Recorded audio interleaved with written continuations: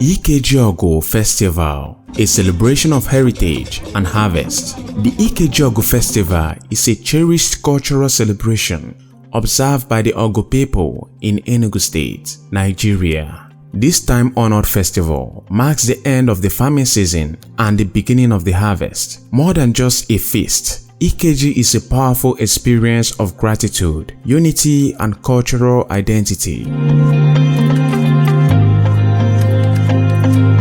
The word Ikeji in Igbo comes from Iriji, meaning to eat yam, a reference to yam as the king of crops in Igbo tradition. Among the Ogo people, Ikeji is celebrated with deep reverence. It is a thanksgiving ceremony to God, Chukwu, and ancestral spirits for a successful farming season. It involves spiritual cleansing of the land with rituals to ensure peace, fertility, and protection for the year ahead.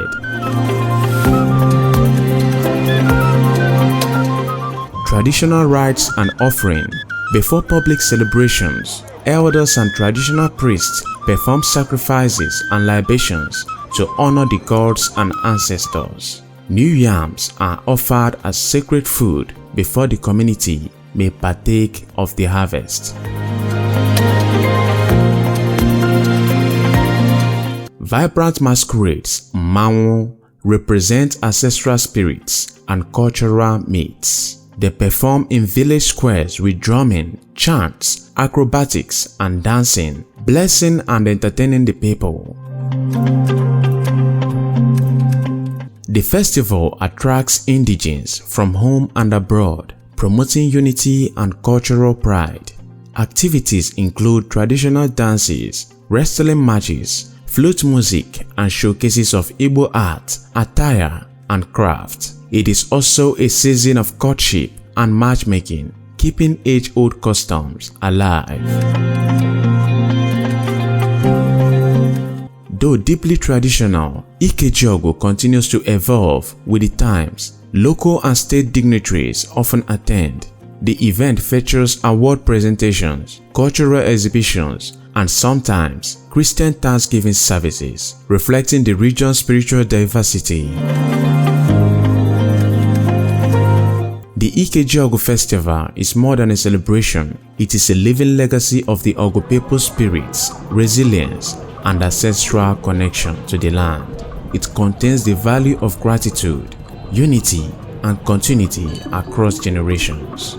Join with us as we explore the heart of Ikeji through stories, interviews, performances, and behind-the-scenes moments.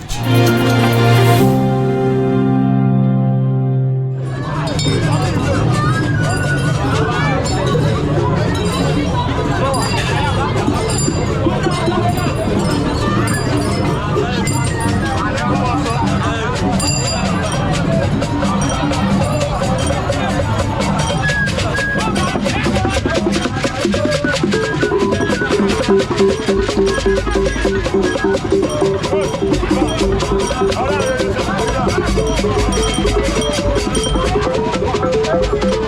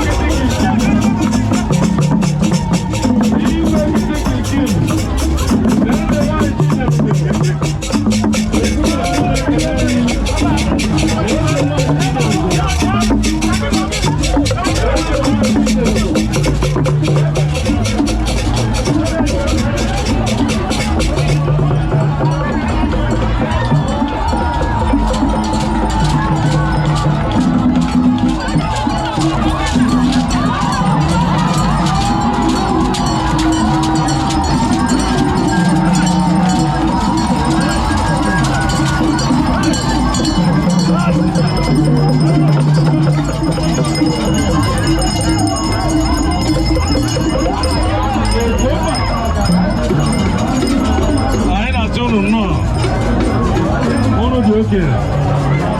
Onye na-ekwu?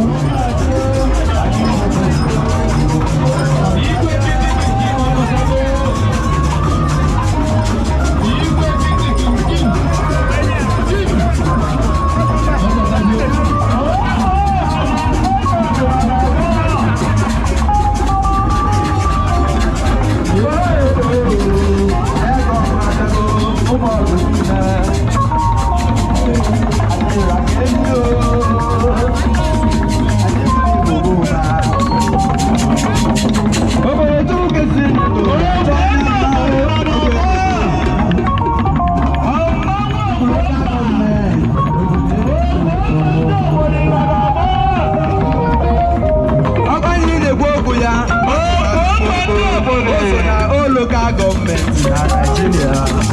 Abúlé ọ̀nìlẹ̀, abúlé ọ̀kọ̀gọ̀ tẹ̀ nà mbọ̀, bọ́ọ̀dì ìtàtà, oge na-aga, ife dị mma n'ata, mana ebe nọ n'ala, ibe ya dịrị mma.